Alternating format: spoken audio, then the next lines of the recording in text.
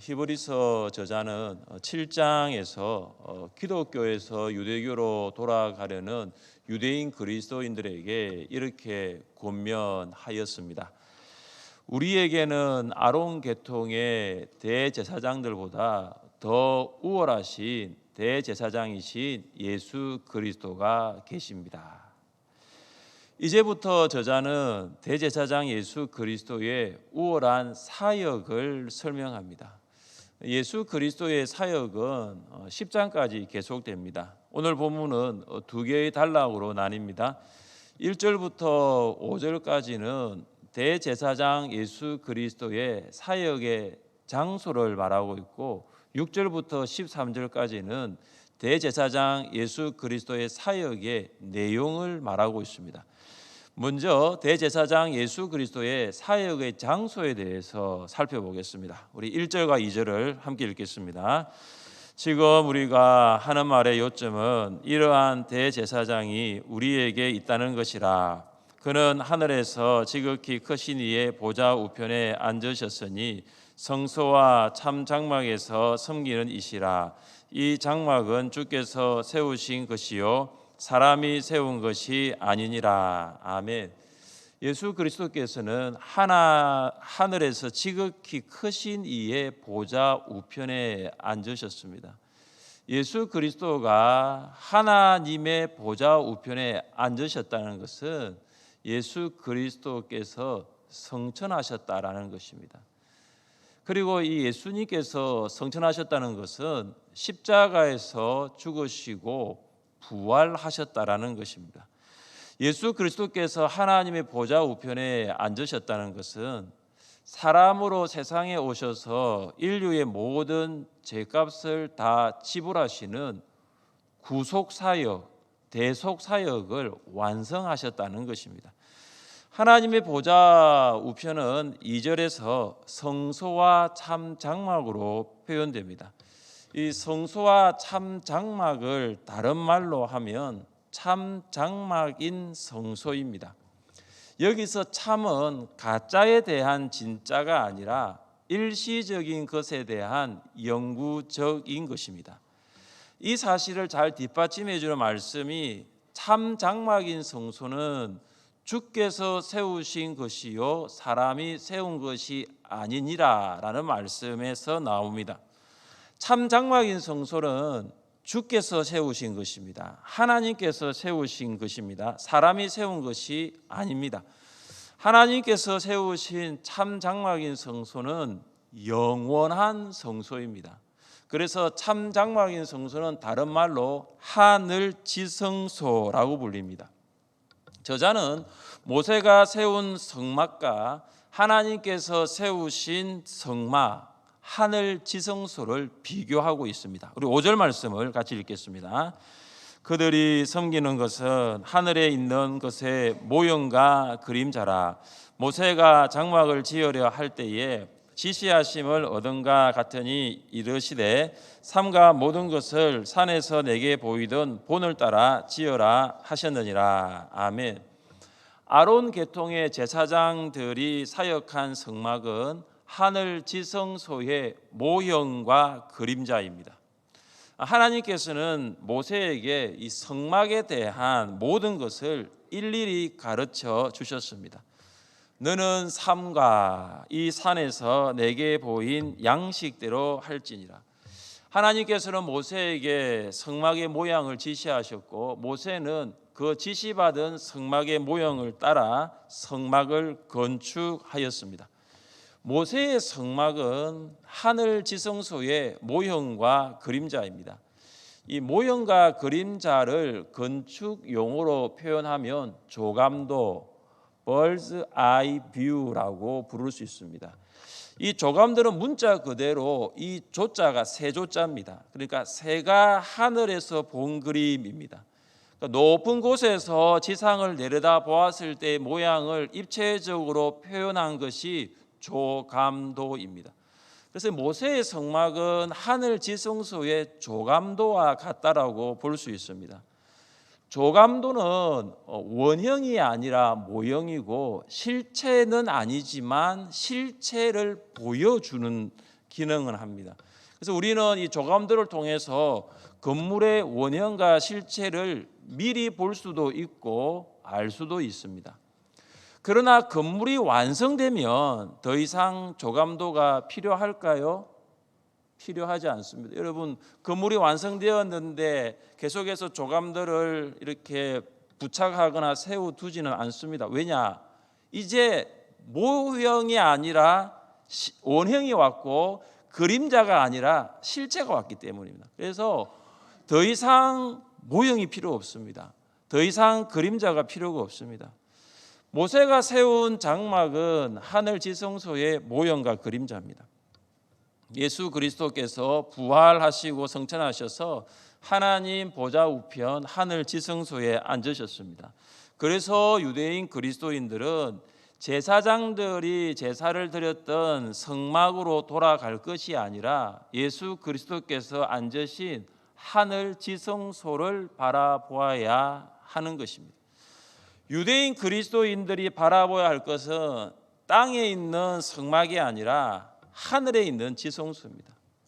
핍박을 받으면 받을수록 유대인 그리스도인들은 땅을 바라보아서는 아니 됩니다. 하늘 지성소를 바라보아야 됩니다. 여러분도 그렇게 할 수 있기를 바랍니다. 울산 동구 기독교 연합회 동기연에서 국내 성지 순례로 충남 논산에 위치한 병촌 성결교회를 방문하였습니다. 이 병촌 성결교회는 한국 전쟁 당시 신앙 때문에 순교한 66명의 순교자들이 있습니다. 1950년 7월 유엔군의 인천 상륙 작전으로 이 전세가 불리해진 이 공산군은 도주에 앞서서 병촌 마을을 장악했습니다. 그래서 공산군은 이 병촌 성결교회 성도 16세대 66명을 삽과 몽둥이와 죽창으로 죽이고 구덩이에 매장을 하였습니다. 이 성도들은 이러한 처참한 상황 속에서도 어떻게 하였느냐 하면 이 구덩이 안에서 가족들과 함께 둘러 앉아서 찬송을 불렀습니다. 그리고 죽음 앞에서 그들이 손을 들고 하늘을 바라보며 이렇게 부르짖으며 기도했습니다. 주여 내 영혼을 받으소서. 주여 내 영혼을 받으소서. 이 순교자들의 시신이 수습되는 과정에 이런 일이 있었다고 합니다. 정수일 집사님이라는 분이 계신데 정수일 집사님이 이제 임신을 한 상태입니다. 정수일 집사님의 아이가 동식인데 10살 된 아이랍니다. 그래서 정수일 집사님이 임신한 몸으로 동식이를 안은 채 순교하였다라고 합니다. 교회 앞에는 네 갈래로 나뉘어진 66조각의 대리석으로 만들어진 66인 순교 기념비가 있습니다. 이 죽은 가운데서도 이 손을 들고 기도한 순교자들의 모습을 형상화한 것이라 합니다. 한 가지 놀라운 것은 66명의 순교자들 중에 남자가 27명, 여자가 39명이라는 사실입니다. 어디서 많이 들어봤던 숫자죠? 성경입니다. 구약은 39권, 신약은 27권. 66인의 성도들이 순교를 하기 전에 부르짖었던 기도가 무엇이었습니까? 주여 내 영혼을 받으소서. 이것은 초대교회 스데반 집사의 마지막 기도이기도 합니다. 스데반 집사가 무엇을 본 후에 이 기도를 드렸을까요? 우리 같이 한번 읽어보겠습니다. 스데반이 성령 충만하여 하늘을 우러러 주목하여 하나님의 영광과 및 예수께서 하나님 우편에 서신 것을 보고 아멘. 스데반이 무엇을 주목하여 보았습니까? 하늘을 주목하여 보았습니다. 오늘 본문을 보면 참 장막인 성소, 하늘 지성소를 주목하여 보았습니다. 그곳에 무엇을 보았습니까? 예수 그리스도께서 하나님 보좌 우편에 앉으셨을 뿐만 아니라 서 계신 모습을 보았습니다. 스데반이 예수 그리스도를 부인하지 않고 마지막까지 예수 그리스도를 믿는 믿음을 지키면서 순교할 수 있었던 것은 하늘 지성소를 바라보았기 때문입니다. 그는 하늘 지성소에 계신 예수님을 바라보면서 이렇게 기도했습니다. 주 예수여 내 영혼을 받으시옵소서. 주 예수여 내 영혼을 받으시옵소서. 스데반의 마지막 임종 기도입니다. 스데반의 이 임종 기도 누구의 말씀과 비슷합니까? 예수님의 말씀과 비슷합니다. 예수님께서 가상칠언 십자가에서 남기신 7 말씀 중에 하나가 아버지여 내 영혼을 아버지 손에 부탁하나이다. 스데반 집사와 병천 성결교회 66인의 죽음은 예수님의 죽음처럼 영광스러운 죽음이었습니다. 그들의 죽음은 하나님의 영광을 드러내는 죽음이었습니다. 왜냐하면 마지막에 주 예수의 이름을 불렀기 때문입니다. 사랑하는 성도 여러분, 여러분은 여러분의 죽음에 대해서 한번 생각해 보신 적이 있습니까? 믿는 자는 잘 죽어야 합니다. 믿는 자는 정말 잘 죽어야 합니다. 스데반 집사처럼 병천 성결교회 66인의 성도들처럼 정말 잘 죽어야 합니다. 잘 사는 것도 중요하지만 마지막에 정말 잘 죽어야 합니다. 간혹 믿는 자가 죽을 때 하나님의 영광을 가릴 때가 있습니다. 하나님의 영광을 가리고 죽는 경우가 있습니다. 믿는 자의 죽음은 하나님의 영광을 가리는 죽음이 아니라 하나님께 영광을 돌리는 죽음이어야 할 것입니다. 그렇게 하기 위해서는 우리는 날마다 하늘 지성소를 바라보며 살아야 합니다. 하늘 지성소에는 우리를 위하여 십자가에서 죽으시고 부활 성천하신 예수 그리스도께서 계시기 때문입니다. 예수 그리스도께서 하늘 지성소에서 지금 어떤 사역을 하고 계십니까? 우리 6절 말씀을 함께 읽겠습니다. 그러나 이제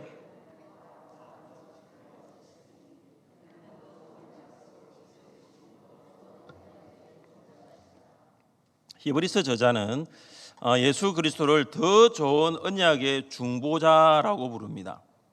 더 좋은 언약의 중보자입니다. 여기서 우리는 언약에 대하여 살펴볼 필요가 있습니다. 이 언약은 이 두 당사자의 합의를 통하여 맺어집니다. 이 당사자들은 이 합의한 내용에 대한 책임을 반드시 져야 합니다. 하나님께서는 이 모세를 중보자로 하여서 출애굽한 이스라엘 백성과 시내산에서 언약을 맺습니다.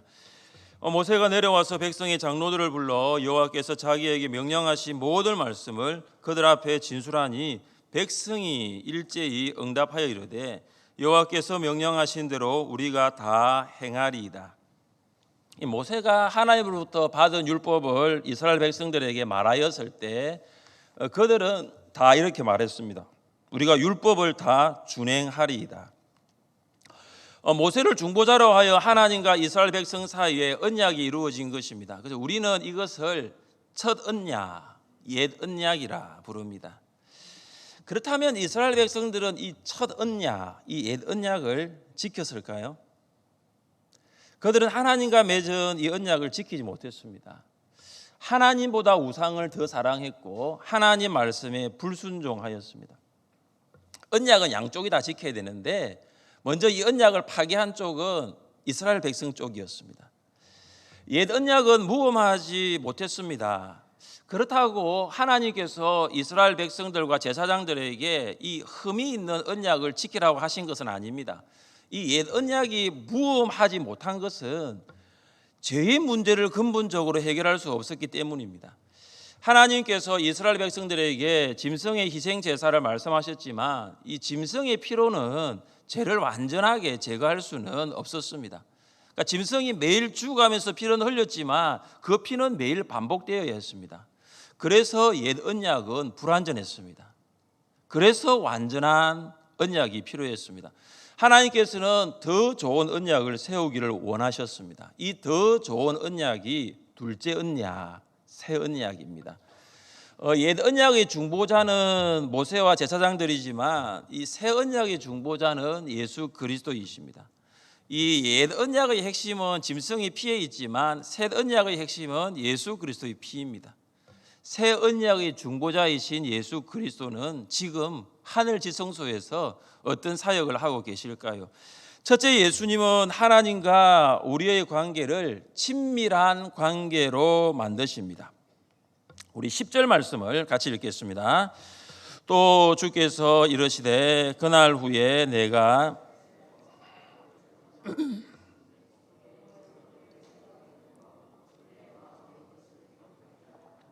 나는 그들에게 하나님이 되고 그들은 내게 백성이 되리라. 아멘. 하나님께서 법을 마음에 기록하겠다고 하십니다.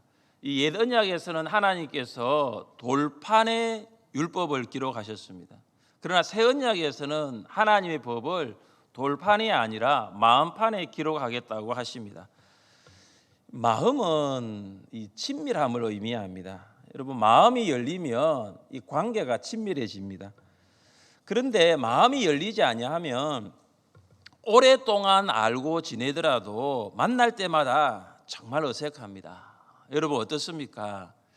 이제 목장이 새롭게 편성이 되었습니다. 벌써 이제 6개월이 다 되어 갑니다. 목장 안에서 목원과 목원이 친밀하다는 것은 마음이 열려 있다라는 것입니다. 반대로 친밀하지 않다는 것은 아직 마음이 열려 있지 않다라는 것입니다. 어떻습니까? 목장 안에서 목원과 목원이 친밀합니까? 제가 이제 교회에 부임한 지 이제 만 6년이 다 되어 갑니다. 여러분 저와 친밀합니까? 친밀하지 않다는 것은 마음이 열려 있지 않다라는 것입니다. 그 제자반 하시는 분들 이번 주에도 1기부터 4기까지 이제 제자 리트릿을 하는데 제가 봤을 때는 제자반은 어느 정도 친밀한 것 같아요. 그래도 매주 2시간씩 함께 보내는 시간들이 있었기 때문입니다. 그러니까 아무리 우리가 한 교회 안에서 오래 신앙생활을 해도 여러분이 오늘 일부 예배에 이렇게 앉아서 예배를 드려도 마음이 열려지지 아니하면 친밀할 수가 없습니다. 오랫동안 알고 지내는 것도 좋죠. 그러나 더 중요한 것은 무엇입니까? 마음을 여는 거예요. 먼저 마음을 여십시오. 마음의 문을 활짝 여십시오. 친밀함은 마음을 여는 것으로부터 시작됩니다. 그래서 마음을 열면 친밀해집니다. 하나님께서는 하나님의 법을 마음에 기록하겠다고 하십니다. 이게 무슨 말입니까? 이제 하나님의 친밀한 관계가 시작되는 것입니다. 하나님은 우리의 하나님이 되시고 우리는 하나님의 백성이 됩니다. 구약의 이스라엘은 하나님과 백성의 관계를 위하여 율법을 지켰다면 신약의 이스라엘은 예수 그리스도의 피로 하나님과 이미 친밀해진 관계가 되었습니다. 우리가 하나님과의 관계를 친밀한 관계로 만들기 위하여 할 일은 없습니다. 왜냐하면 이미 예수님께서 십자가에서 피 흘리심으로 하나님과 우리의 관계를 친밀한 관계로 만들었기 때문입니다. 사랑하는 성도 여러분, 하나님과 우리의 관계가 어디까지 친밀해졌을까요? 우리는 하나님을 이렇게 부를 수 있습니다. 아빠라고 부를 수 있어요. 우리는 하나님을 아빠라고 부를 수 있습니다. 이 시간 하나님을 아빠라고 불러보겠습니다. 시작. 예, 얼마 만에 하나님을 아빠라고 부릅니까? 좀 어색하십니까? 아유, 하나님을 어떻게 아빠라고 부르냐? 그래서 아버지는 불러야지. 구약의 이스라엘 백성들은 한 번도 생각해 보지 못한 관계 아닙니까? 어떻게 하나님을 아빠라고 부를 수 있습니까? 너희는 다시 무서워하는 종의 영을 받지 아니하고 양자의 영을 받았으므로 우리가 아빠 아버지라고 부르짖느니라. 우리는 양자의 영 성령을 통하여 하나님을 아빠 아버지로 부를 수 있습니다. 하나님을 아빠 아버지라고 부르는 것만큼 하나님과의 친밀함이 또 있을까요? 우리가 하나님을 아빠라고 부를 수 있는 것은 하늘 지성소에 계신 예수 그리스도 때문입니다. 우리는 예수 그리스도의 피로 아빠 하나님께 직접 나갈 수 있습니다. 아빠 하나님께 항상 나갈 수 있습니다. 아빠 하나님께 날마다 나아갈 수 있습니다. 프리패스예요. 아빠 하나님께 나가는 우리를 제지할 사람은 아무도 없습니다. 얼마나 좋습니까? 이렇게 좋으신 아빠 하나님, 이 아빠 하나님을 날마다 부르면서 하나님과의 친밀함을 경험하는 여러분 될 수 있기를 주님의 이름으로 축복합니다. 둘째, 하늘 지성소에 계신 예수 그리스도는 어떤 사역을 하십니까?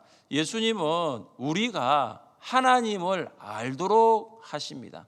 우리 11절 말씀 함께 읽겠습니다. 또 각각 자기 나라 사람과 각각 그들이 작은 자로부터 큰 자까지 다 나를 알미라. 아멘. 옛 언약 아래에서는 하나님을 아는 사람이 몇몇 특정한 사람이었습니다. 왕, 선지자들, 또 제사장들입니다. 그러나 새 언약 아래에서는 달라요. 작은 자부터 큰 자까지 하나님을 알게 됩니다. 여러분, 그렇다고 해서 모든 사람이 하나님을 알게 되는 것은 아닙니다. 여기 작은 자부터 큰 자까지는 하나님과 친밀한 관계가 있는 백성만 이야기하는 거예요. 예수 그리스도의 피로 말미암아 하나님과 친밀한 관계가 만들어진 사람만이 하나님을 아는 것입니다. 왜냐하면 언약의 중보자이신 예수 그리스도를 통해서 하나님을 알 수 있기 때문입니다. 예수님은 성전에서 유대 종교 지도자들에게 이렇게 말하였습니다. 나는 세상의 빛이고 나를 따르는 자는 어둠에 다니지 아니하고 생명의 빛을 얻는다라고 했습니다. 이 말을 들은 유대 종교 지도자들이 예수님께 묻습니다. 무엇으로 너가 세상의 빛이라는 것을 증명할 수 있느냐? 그때 예수님이 이렇게 말씀하십니다. 나를 보내신 아버지가 그것을 증거한다라고 했습니다. 갑자기 세상의 빛을 이야기하다가 아버지를 이야기한 이 대답을 들은 이 유대 종교 지도자들이 어리둥절해집니다. 그래서 이렇게 묻습니다. 네 아버지가 어디 있느냐? 그때 예수님이 이렇게 말씀하십니다. 우리 같이 한번 읽어보겠습니다. 너희는 나를 알지 못하고 내 아버지도 알지 못하는도다. 나를 알았더라면 내 아버지도 알았으리라. 아멘. 이 말이 뭐냐면 예수님을 알면 아버지를 안다라는 거죠. 너희가 나를 모르기 때문에 아버지를 모르지, 너희가 나를 알면 하나님을 안다라는 것입니다. 왜 그렇습니까? 예수님이 하나님이시기 때문입니다. 우리는 예수님을 통하여 하나님을 알 수가 있습니다. 유대 종교 지도자들뿐만 아니라 12 제자들도 이것을 몰랐어요. 그래서 제자들 중에 한 사람이 빌립이 예수님께 간구하였습니다. 주여, 아버지를 우리에게 보여주옵소서. 그리하면 족하겠나이다. 그러니까 빌립이 지금 하나님을 보기를 원했던 것입니다. 그때 예수님이 빌립에게 하나님 보여주지 않습니다. 오히려 이렇게 말하였습니다. 같이 읽겠습니다. 빌립아, 내가 이렇게 오래 너희와 함께 있으되 내가 나를 알지 못하느냐? 나를 본 자는 아버지를 보았거늘 어찌하여 아버지를 보이라 하느냐? 아멘. 예수님은 빌립에게 예수님을 아는 것이 곧 하나님을 아는 것이다, 아버지를 아는 것이다라고 설명합니다. 왜냐하면 예수님이 곧 하나님이시기 때문입니다. 유대인 그리스도인들이 유대교로 돌아가고자 하는 이유가 뭐냐 하면 예수님을 통해서 하나님을 알지 못했기 때문입니다. 하나님을 아는 지식이 없었기 때문입니다. 호세아 선지자가 이스라엘 백성들에게 계속하여 외쳤던 메시지가 있습니다. 계속해서 이렇게 외쳤습니다. 여호와를 알자. 우리가 여호와를 알자. 힘써 여호와를 알자. 저는 하늘샘교회 성도들에게 이렇게 외치고 싶습니다. 하늘샘교회 성도님들, 하나님을 아십시오. 힘써 하나님을 아십시오. 우리는 예수 그리스도를 통해서 하나님을 알 수 있습니다. 오늘도 보니까 많은 분들이 일천 성경 통독 가운데 참여하셔서 성경을 통독하신 분들이 참 많아요. 그리고 이 성경 필사도 끝내신 분들이 많이 지금 나오고 있습니다. 여러분, 이처럼 성경 통독, 성경 필사, 양육 훈련, 그리고 큐티방을 통해서 우리는 예수님을 만날 수 있고 그 예수님의 인격과 사역을 알 수 있고 그로 말미암아 하나님이 어떤 분이신가를 알 수 있습니다. 여러분, 호세아 선지자의 외침을 다시 기억하십시오. 우리가 하나님을 알자라고 했습니다. 여러분, 올 한 해 우리가 성경을 사랑하는 교회는 다시 말해서 하나님을 알자라는 거죠. 힘써 하나님을 알자라고 합니다. 여러분, 힘을 쓰십시오. 다른 것에 힘을 쓰는 것이 아니라 힘써 하나님을 아십시오. 그러기 위해서는 정교인 일천 성경 통독, 사복원서 필사, 큐티방, 양육훈련, 여러분 이곳에 여러분이 힘을 쓰지 아니하면 결코 우리가 하나님을 알 수 없는 것입니다. 예수 그리스도의 인격과 사역을 배울 수 있기를 바랍니다. 셋째, 예수님은 우리의 죄를 용서하십니다. 우리 12절 말씀을 같이 읽겠습니다. 내가 그들의 불의를 긍휼히 여기고 그들의 죄를 다시 기억하지 아니하리라 하셨느니라. 아멘. 옛 언약에 속한 이스라엘 백성은 죄를 지을 때마다 어떻게 했습니까? 제사장들에게 가서 희생 제사를 드렸습니다. 희생 제사를 통해서 죄 용서를 받았지만 그 희생 제사는 항상 불완전하였습니다. 그리고 그 용서는 일시적인 용서였습니다. 그러나 새 언약의 중보자 되신 예수 그리스도께서 죄를 위해 단번에 십자가에서 죽으셨습니다. 예수님은 이 속죄의 제사를 드렸습니다. 단번에 모든 죄가 용서되었습니다. 우리는 구약의 이스라엘 백성과 같이 이제 희생 제사를 반복할 필요가 없습니다. 자, 단번에 용서를 받았어요.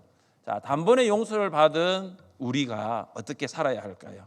함께 말씀을 읽어보겠습니다. 이제는 너희가 하나님을 알 뿐만 아니라 더욱이 하나님이 아신 바 되었거늘 어찌하여 다시 약하고 천박한 초등학문으로 돌아가서 다시 그들에게 종노릇하려 하느냐. 아멘. 갈라디아 교회 성도들이 하나님을 알았습니다. 하나님과의 친밀한 관계를 유지하였습니다. 예수 그리스도의 피로 하나님을 알게 된 것입니다. 하나님을 알게 된 것이 그들이 아니라 하나님께서 알게 해주셨습니다. 자, 그렇다면 어떻게 해야 됩니까? 계속해서 하나님과의 친밀한 관계를 유지해야 하고 하나님을 알아야 하고 하나님을 힘써 알아야 합니다. 그런데 갈라디아 교회 성도들이 어떻게 합니까? 하나님을 알기 전의 상태로 돌아가고 있어요. 이것은 하나님으로부터 죄 용서함을 받은 성도의 삶이 아닙니다. 죄 용서함을 받았다면 다시는 죄를 범하지 않도록 해야 합니다. 하나님께서 예수 그리스도를 십자가에 죽게 하심으로 우리 죄를 용서해 주셨는데 우리가 어떻게 다시 죄를 범할 수 있습니까? 예수 그리스도의 십자가의 죽음으로 죄 용서를 받은 것을 우리가 안다면 우리가 어떻게 그렇게 쉽게 다시 죄를 지을 수 있습니까? 죄 용서 받은 우리가 어떻게 살아야 합니까? 너희가 죄와 싸우되 아직 피 흘리기까지는 대항하지 아니하고. 예수님은 자신이 피 흘리기까지 죄와 싸우셨어요. 땀방울이 핏방울이 되도록 기도하셨어요. 십자가에서 모든 피를 다 흘리셨습니다. 그런데 우리는 어떻게 합니까? 우리는 피 흘리기까지 죄와 싸우지 않습니다. 우리는 너무 빨리 죄를 짓습니다. 오늘 예배 드리기 전에 지난 한 주간의 삶을 돌아보면서 회개하셨습니까? 근데 우리는 너무 빨리 또 죄를 지어요. 예배 마치면 죄를 짓고 내일 또 죄를 짓는 거죠. 너무 빨리 죄를 짓습니다. 너무너무 쉽게 죄와 타협해 버립니다. 죄로부터 멀리 떨어져야 됩니다. 요셉이 죄의 현장에서 벗어난 것처럼 죄의 현장에서 벗어나야 되는데 죄와 적당한 거리두기를 하면서 살아가고 있습니다. 죄를 보면서도 죄를 죄라고 말하지 않습니다. 죄에 대하여 침묵하고 있습니다. 비록 지난주에 죄를 지었다 하더라도 이번 주는 동일한 죄를 짓지 않도록 기도하시기 바랍니다. 지난주 죄의 뿌리에 걸려 넘어졌다 하더라도 이번 주는 똑같은 죄의 뿌리에 걸려 넘어지지 않도록 성령의 도우심을 구하시기를 바랍니다. 세상과 육체와 마귀에게 돌아가서 그들 아래에서 종노릇하는 삶을 살지 마시기를 바랍니다. 여러분, 이것은 우리의 죄를 용서하신 언약의 중보자이신 예수 그리스도에 대한 바른 태도가 아닙니다. 사랑하는 성도 여러분, 하늘 지성소 하나님 보좌 우편에 계신 예수 그리스도는 새 언약의 중보자가 되십니다.